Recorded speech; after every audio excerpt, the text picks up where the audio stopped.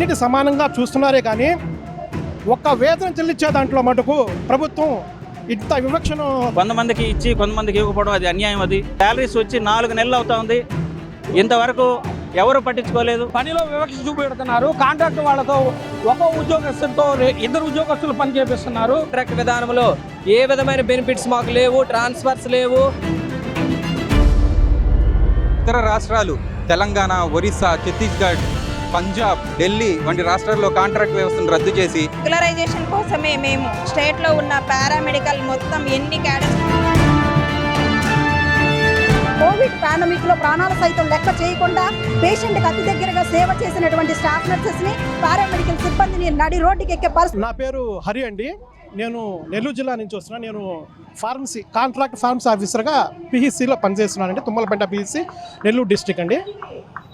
మేము ఈ రోజున ఈ యొక్క ఏదైతే ధర్నా చౌక్ నందు ఆల్ కాంట్రాక్ట్ ఎంప్లాయీస్ ఏదైతే staff nurses and allied health care professionals ఎవరైతే ఉన్నారో, ఎల్టీలు, ల్యాబ్ టెక్నీషియన్స్, ఫార్మసిస్టులు, అదేవిధంగా రేడియోగ్రాఫ్ అసిస్టెంట్లు, థియేటర్ అసిస్టెంట్లు అందరూ వగైరా మొత్తం ఎవరైతే ఆంధ్రప్రదేశ్లో కాంట్రాక్ట్ వ్యవస్థలో పనిచేస్తున్నటువంటి ప్రతి ఒక్క కాంట్రాక్ట్ ఉద్యోగి ఈరోజు తమ యొక్క ఆకలి బాధను తమను ఎదుర్కొంటున్నటువంటి ప్రభుత్వం నుంచి ఎదుర్కొంటున్నటువంటి కొన్ని ఇబ్బందికర పరిస్థితులను ఇవన్నిటిని కూడా తెలియజేయడానికి ఒక వేదిక ఏర్పాటు చేసుకొని ఈరోజు ధర్నా పర్మిషన్తో, అనుమతితో, ప్రభుత్వం వారి అనుమతితో ఈ యొక్క ధర్నా కార్యక్రమాన్ని మేము పాల్గొనడం జరుగుతుందండి. ముఖ్యంగా మేము ఈ యొక్క ధర్నా కార్యక్రమంలో మా యొక్క ఎజెండా మెయిన్ మా డిమాండ్స్ అంటే కాంట్రాక్ట్ వ్యవస్థలో పనిచేస్తున్న ప్రతి ఒక్క ఉద్యోగి రెగ్యులర్ ఉద్యోగి సమానంగా వాళ్ళకన్నా జాబ్ చార్ట్ ప్రకారంగానే రిక్రూట్మెంట్లో అన్నీ కరెక్ట్గానే ఉన్నాయి, విద్యార్హతలు ఉన్నాయి, క్వాలిటీ ఉన్నాయి, పైగా క్వాలిఫైడ్ పర్సన్స్ని అన్నిటి సమానంగా చూస్తున్నారే కానీ ఒక్క వేతనం చెల్లించే దాంట్లో మటుకు ప్రభుత్వం ఇంత వివక్షను చూపుతుంది. ఇది చాలా బాధాకరం, శోచనీయం.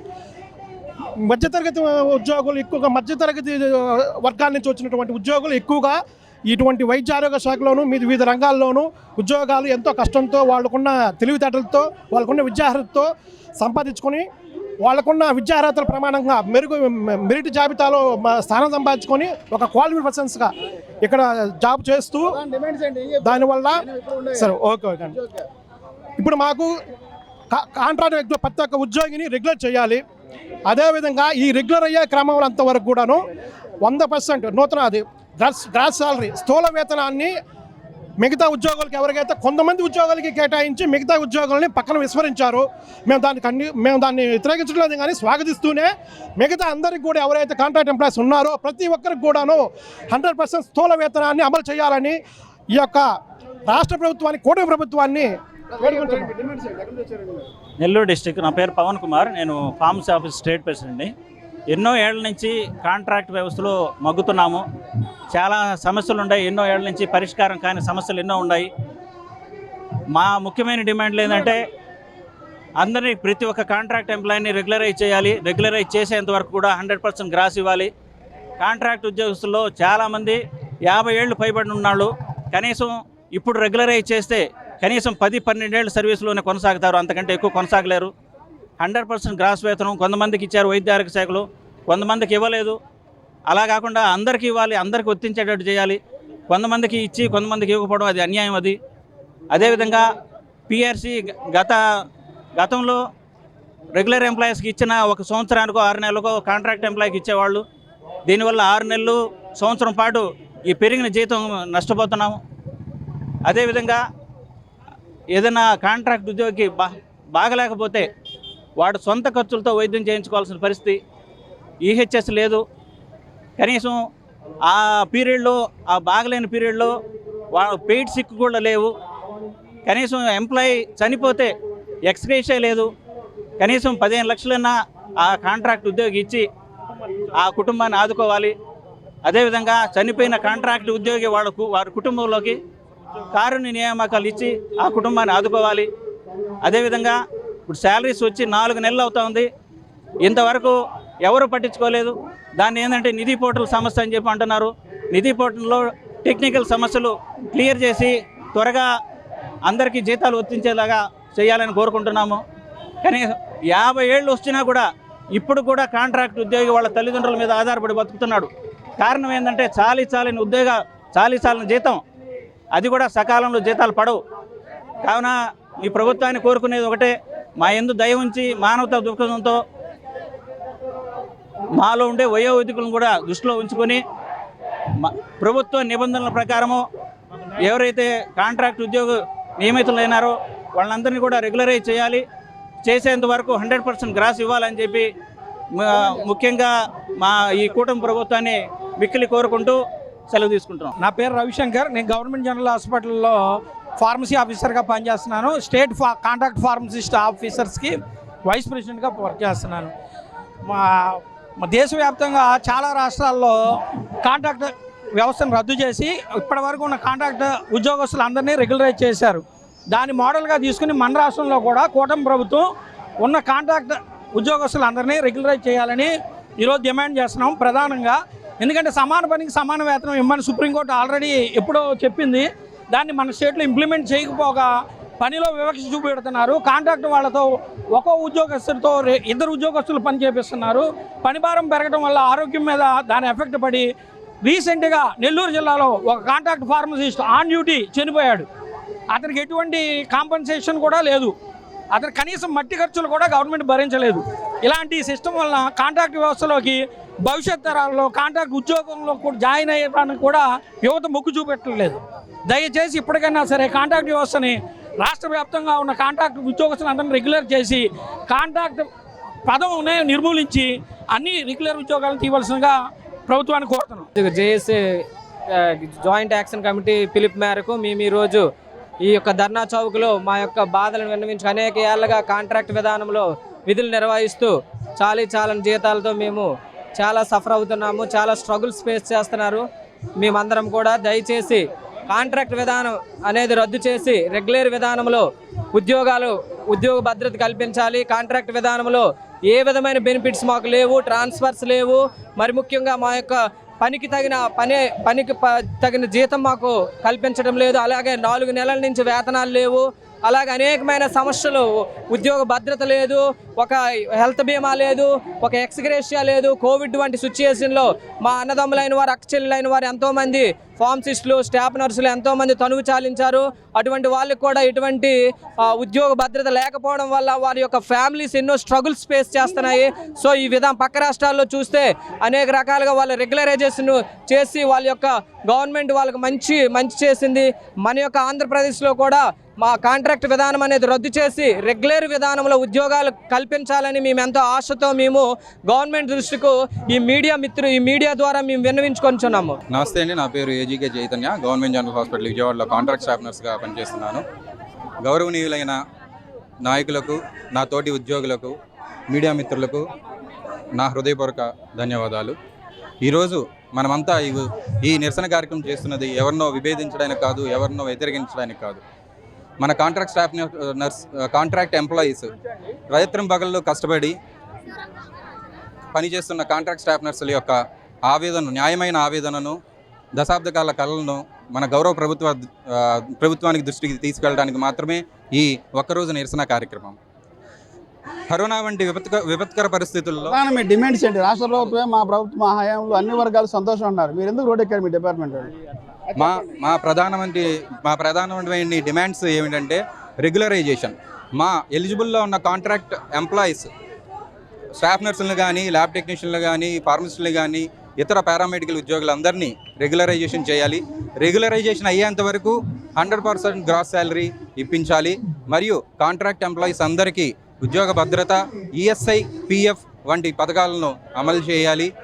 మళ్ళీ ఇకపై కాంట్రాక్ట్ వ్యవస్థను రద్దు చేసి ప్రతి ఉద్యోగ రిక్రూట్మెంట్ రెగ్యులర్ రిక్రూట్మెంట్గా నోటిఫికేషన్ ఇచ్చి రెగ్యులర్ పద్ధతిలోనే తీసుకోవాలని ఇతర రాష్ట్రాలు తెలంగాణ, ఒరిస్సా, ఛత్తీస్గఢ్, పంజాబ్, ఢిల్లీ వంటి రాష్ట్రాల్లో కాంట్రాక్ట్ వ్యవస్థను రద్దు చేసి రెగ్యులరైజేషన్ పద్ధతిలో అడుగులు వేస్తున్నాయి. అదే పద్ధతిలో మన ఆంధ్రప్రదేశ్ గవర్నమెంట్ను కూడా విన్నవించుకుంటున్నది ఏంటంటే కాంట్రాక్ట్ వ్యవస్థను రద్దు చేసి ఉన్న కాంట్రాక్ట్ ఉద్యోగులందరినీ రెగ్యులరైజ్ చేసి ఇకపై రెగ్యులర్ నోటిఫికేషన్ ఇవ్వాల్సిందిగా కోరుతున్నాను. మరియు జీతాలు 4 నెలలుగా కాంట్రాక్ట్ ఉద్యోగులకి జీతాలు పదట్లేదండి.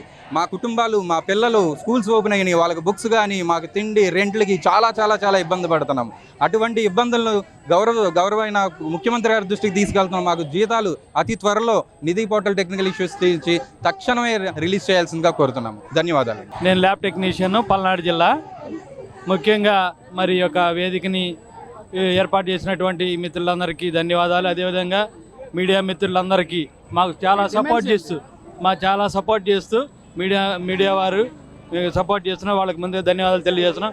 మా డిమాండ్స్ ముఖ్యంగా రెగ్యులైజేషన్ అనేది చేయాలండి. ఎందుకంటే ల్యాబ్ టెక్నీషియన్స్, స్టాఫ్ నర్సులు, తర్వాత వివిధ రకాలైనటువంటి ఫార్మసిస్టులు, అన్ని రకాల రేడియోగ్రాఫర్స్ అందరూ ఉన్నారు కాబట్టి వాళ్ళందరూ ఎంతో కాలం నుంచి చేస్తున్నారు. నేనున్నానంటే గవర్నమెంట్ ప్రోగ్రాంలోనే 20 సంవత్సరాలు చేశాను, మళ్ళీ 6 సంవత్సరాలు దీనిలో చేస్తా ఉన్నాను డిఎస్సి ద్వారా.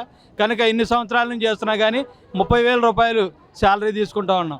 కనుక తక్కువ వేతనాలతో మేము చేస్తూ ఉన్నాం. అయినప్పటికీ 4 నెలల నుంచి జీతాలు నిధి పోర్టల్ సరిగా వర్క్ చేయట్లేదని 4 నెలల నుంచి ఆపి ఉన్నారు.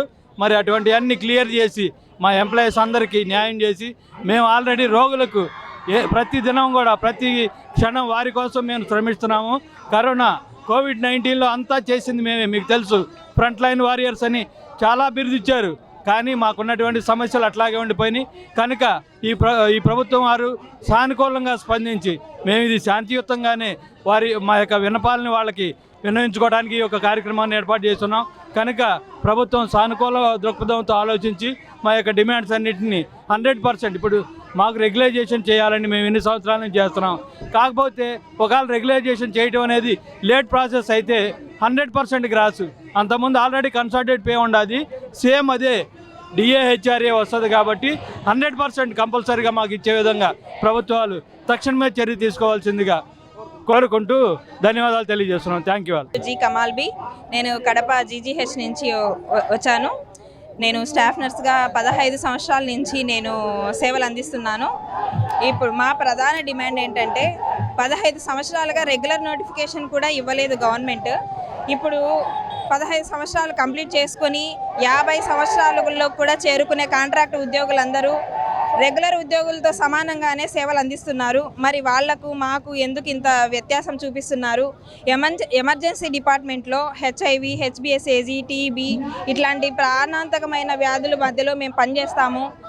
అట్లాగే కోవిడ్లో కూడా ప్రాణాలకు తెగించి పనిచేసిన వాళ్ళకి మీరు ఇచ్చేది ఈ విధమైన మాకు శిక్ష, 4 నెలల జీతాన్ని కూడా ఆపేశారు గవర్నమెంట్. ఈ స్థితిలో మేము ఎలా బతకాలనో కూడా అర్థం కాలేదు. ఇవన్నీ పక్కన పెడితే మా ప్రధాన డిమాండ్ అయిన రెగ్యులరైజేషన్ని మీరు ఎప్పుడు ఖచ్చితంగా మొదలు పెడతారో అనేది ఖచ్చితంగా గవర్నమెంట్ తెలియజేయాలి. ఆ లోపు ఖచ్చితంగా 100% గ్రాస్ సాలరీ స్టార్ట్ చేయాలి ఇప్పుడే మాకు ఇవ్వడానికి. అంతవరకు మేమైతే ఈ నిరసన ధర్నా కార్యక్రమాన్ని అయితే ఆపదలుచుకోలేదు. కేవలం ఆ రెగ్యులరైజేషన్ కోసమే మేము స్టేట్లో ఉన్న పారామెడికల్ మొత్తం ఎన్ని క్యాడర్స్ ఉన్నాయో అన్ని క్యాడర్స్, స్టాఫ్ నర్సులతో పాటు కలిసి ఒక జేఏసీగా ఏర్పడి ఈరోజు మేము ధర్నా చౌక్లో ధర్నా నిర్వహిస్తున్నాము. ఈ డిమాండ్స్ అన్నీ నెరవేర్చకపోతే మేమైతే మాత్రము తక్షణమే కార్యాచరణను ప్రకటించి మేము మా నిరసనను తెలియజేసి కంప్లీట్ బైకాట్ చేసి మేము మా సేవల్ని నిలిపివేసి గవర్నమెంట్కు మా కష్టాలని అన్నీ కూడా మేము తెలియజేస్తాము. Thank you so much sir. ముందుగా ఈ అవకాశం ఇచ్చినటువంటి S4 మీడియాకి కృతజ్ఞతలు తెలియజేస్తున్నామండి. జేఏసీ తరపున వైద్య విధానంలో ప్రతి కాంట్రాక్ట్ ఎంప్లాయీ దశాబ్దన్నర కాలంగా రెగ్యులరైజేషన్ లేకుండా, అలాగే 4 నెలలుగా జీతాలు లేకుండా, కష్టపడి దానికి ఫలితం లేకుండా ఈ నా ఆంధ్ర రాష్ట్రంలో ఎంత ఇబ్బందులు గురి చేస్తున్నారు. పక్క రాష్ట్రాల్లో చూస్తే, పక్క దేశాల్లో చూస్తే కాంట్రాక్ట్ పద్ధతిన పనిచేస్తున్నటువంటి స్టాఫ్ నర్సెస్కి, పారామెడికల్ సిబ్బందికి చాలా విలువ ఉంది. అలాగే రెగ్యులరైజేషన్ చేస్తున్నారు, కాంట్రాక్ట్ పద్ధతిని పూర్తిగా రద్దు చేస్తున్నారు పక్క రాష్ట్రాల్లో, పక్క దేశాల్లో. నా ఆంధ్ర రాష్ట్రంలో మాత్రం వైద్య విధానంలో పనిచేస్తున్నటువంటి కాంట్రాక్ట్ స్టాఫ్ నర్సెస్ని, అలాగే పారామెడికల్ సిబ్బందిని నడి రోడ్డుకి ఎక్కే పరిస్థితి తీసుకొచ్చింది. ఈరోజు ఎన్నో మార్లు రిప్రజెంటేషన్ ఇచ్చాము ముఖ్యమంత్రి వర్యులు నారా చంద్రబాబు నాయుడు గారికి, అలాగే ఉప ముఖ్యమంత్రి వర్యులు పవన్ కళ్యాణ్ గారికి, అలాగే శాసన సభ్యులకి ప్రతి ఒక్కరికి రిప్రజెంటేషన్ ఇచ్చాము. ప్రతి ఒక్క అధికారికి, ప్రిన్సిపల్ సెక్రటరీ దగ్గర నుంచి కూడా డిఎంఎన్హెచ్ఓ పరిధి వరకు ప్రతి ఒక్కరికి రోజు ఏదో ఒక చోట, ఏదో ఒక జిల్లాలో అనేక మార్లు రిప్రజెంటేషన్ ఇవ్వడం జరిగింది. కానీ ఈ రిప్రజెంటేషన్ ఇచ్చిన ఫలితం లేకుండా పోయింది. ఇన్ని రిప్రజెంటేషన్ ఇచ్చే ఫలితం లేకపోయింది కాబట్టి ఈరోజు ధర్నా చౌక్లో రాష్ట్ర నలుమూలల నుంచి ఇక్కడ కదిలి రావడం జరిగింది. సరైన త్వరలో స్పందించకపోతే, సరైన చర్యలు తీసుకోకపోతే గనక రానున్న రోజుల్లో మరింత ఉద్రిక్తత చేకూరుతుందని నేను ఈ సందర్భంగా తెలియజేస్తూ ఉన్నాను. జేఏసీని పిలుపునిస్తే రాష్ట్రం అంతా ఇప్పుడు ప్రత్యేకంగా ఐసీయూ డిపార్ట్మెంట్స్లో కొంతమంది ఎమర్జెన్సీ డిపార్ట్మెంట్కి విధులకు ఆటంకం కలగకుండా ఇక్కడికి చేరాము. ఈసారి అలా కాదండి, మా యొక్క ఇబ్బందులు ఇదే కంటిన్యూ అయితే, ఇలాగే కొనసాగితే మరింత కార్యాచరణ ప్రకటించే అవకాశం ఉంటుంది. ఇలాంటి అవకాశం ఇవ్వద్దు. కోవిడ్ పాండమిక్లో ప్రాణాలు సైతం లెక్క చేయకుండా పేషెంట్కి అతి దగ్గరగా సేవ చేసినటువంటి స్టాఫ్ నర్సెస్ని, పారామెడికల్ సిబ్బందిని నడి రోడ్డుకి ఎక్కే పరిస్థితి తీసుకొస్తా ఉంది నా ఆంధ్ర రాష్ట్రంలో. దయచేసి తగిన చర్యలు తీసుకుని ప్రొవిషన్ పీరియడ్ ఇచ్చి వెంటనే రెగ్యులరైజేషన్ చేయాలి. 4 నెలల నుంచి జీతాలు పెండింగ్ని రిలీజ్ చేయాలి. 12 గంటలు ప్రాథమిక ఆరోగ్య కేంద్రాల్లో 12 గంటల విధుల్ని తగ్గించాలి. అలాగే మినిమం సెక్యూరిటీని కల్పించాలి నైట్ డ్యూటీ స్టాఫ్ నర్స్కి. అలాగే ట్రాన్స్ఫర్స్ని 1 టైం ట్రాన్స్ఫర్ ఇవ్వమని వేలాదిగా రిప్రజెంటేషన్ ఇచ్చాం. అయినా సరే కుటుంబాలకు దూరంగా పనిచేస్తున్నారు. సో దయచేసి ఒకవేళ రెగ్యులరైజేషన్ కొంచెం లేట్ అవుతుంది అనుకున్న సమయంలో మాకు ప్రొఫెషన్ పీరియడ్ ఇవ్వండి. ఈ లోపలగా 100% గ్రాస్ శాలరీ వర్తించేలా చర్యలు తీసుకోవాలని కోరుకుంటున్నాను. అలాగే ఈ అవకాశం ఇచ్చినటువంటి మా ప్రభుత్వం వచ్చిన తర్వాత అన్ని వర్గాలు సంతోషం చెప్పండి. మీరు ఎందుకు ఇవాళ వైద్య ఆరోగ్య శాఖ ఉద్యోగం రోడ్డు ఎక్కడ జరిగింది? మేము కూడా అదే అనుకున్నామండి. గత ప్రభుత్వంలో ఎలాగా అన్యాయం జరిగింది, అలాగే ఈ ప్రభుత్వంలో అయినా మంచి జరుగుతుంది, ఈ ప్రభుత్వంలో అయినా సరే మేలు జరుగుతుందని ఆశించాము. ముఖ్యమంత్రి వర్యులు చాలా టెక్నాలజీ పరంగా చాలా అనుభవజ్ఞులు అని అనుకుంటున్నాము. మాకు న్యాయం జరుగుతుందని నమ్మాము. కానీ నడి రోడ్డుకి ఎక్కలేము అనుకున్నాము. ఈ రోజు ఈ ప్రభుత్వంలో కూడా నడి రోడ్డుకి ఎక్కే పరిస్థితి తీసుకొచ్చింది. గత ప్రభుత్వం ఎలా ఉంది, ఈ ప్రభుత్వం వచ్చగల మీ పరిస్థితి అప్పటికప్పుడు మార్పులు వచ్చిందా? అప్పటికి ఇప్పటికంటే మార్పు అయితే ఏమీ రాలేదండి. మార్పు అయితే ఏం యాజ్ ఇట్ ఈస్గా అలాగే ఉన్నాము. మరింత ఉద్రిక్తత చేకూరే పరిస్థితి తీసుకొచ్చింది గవర్నమెంట్. ఈ ప్రభుత్వంలో కూడా ఎటువంటి రిజల్ట్ లేదండి. పరిస్థితి ఇక్కడ నుంచి ఆల్టర్నేటివ్ మీరు ప్రభుత్వం ఎలా డిమాండ్ చేస్తారు? రానున్న రోజుల్లో ఖచ్చితంగా కనుక చర్యలు తీసుకోకపోతే మేమందరం కనుక మరింత ఉద్రిక్తత చేసే అవకాశం ఉంది. అప్పుడు కనుక ఎమర్జెన్సీ సేవలు కూడా నిలిపివేసే పరిస్థితి తీసుకురావద్దని నేను రిక్వెస్ట్ చేస్తున్నాను. సమస్య మీద మధ్యకాలంలో ఏమైనా వైద్య ఆరోగ్య శాఖ మంత్రిగా కలవడం జరిగిందా మీరంతా? వైద్య ఆరోగ్య శాఖ మంత్రి వర్యుల్ని ఎన్నోసార్లు కలిసాము. ఆయన డైరెక్ట్గా మొహం మీద మీకు రెగ్యులరైజేషన్ చెయ్యము అని అంటున్నారండి. కోవిడ్ పాండమిక్లు భయంకరమైనటువంటి వ్యాధులు వచ్చినప్పుడు మమ్మల్ని ఎలా వాడుకుందండి గవర్నమెంట్? ఎందుకు రెగ్యులర్ చేయరండి? డాక్టర్స్ని చేస్తున్నారు కదా రెగ్యులరైజేషన్, స్టాఫ్ నర్సెస్ని చేయడానికి మీకు ఏమైందండి? మా ఒక్క విషయానికి వచ్చేసరికి బడ్జెట్ గుర్తొస్తుంది. ఎన్నోసార్లు రిప్రజెంటేషన్ ఇచ్చాము. ఇలా మేము ఒప్పుకోమండి. మరలా జేఏసీ పిలుపునిస్తుంది. పర్మనెంట్గా స్ట్రైక్ దిగుతాము.